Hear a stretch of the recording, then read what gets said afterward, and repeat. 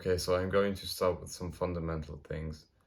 Basically, sexual energy is based on the power between the masculine and the feminine poles. This power is what creates the attraction in the first place. And yeah, sexual polarity is basically the thing why most relationships fall apart. It's not because of sexual polarity, but because it's missing in most relationships. So we all have some feminine and some masculine traits in us. Men that like to wear earrings, and there are women that like to have political power.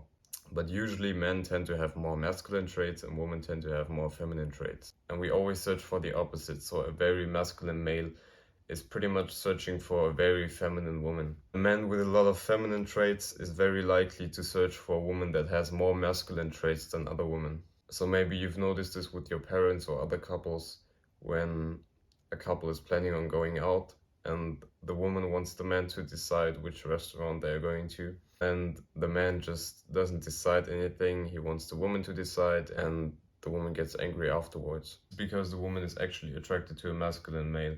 And these traits of, oh, I'm not going to decide, I'm not going to be the leader, are more like feminine traits. It's not like the man has to decide, okay, we're going to go to this restaurant, but it's more like, okay, I'm going to consider your preferences and we're going to choose this restaurant. I'm going to take you with me. This like leading kind of thing. So with this example of the restaurant, what happens if you let the woman decide which restaurant you guys going to is you move the woman out of her feminine and put her in her masculine frame. This will cause you to be more feminine, which will cause her to have less attraction for you because she's attracted to a high masculine male. It's not that this small situation will have the relationship to fall apart, but like a bundle of these situations will cause the relationship to fall apart.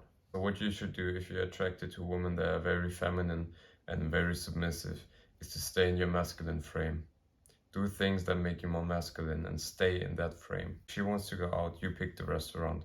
Consider what she likes, but you pick the restaurant. Somebody interrupts you or is like aggressive to you guys, you let her stand behind you and you take control over the situation. These are some very simple things, but they will help you maintain that attraction in the first place.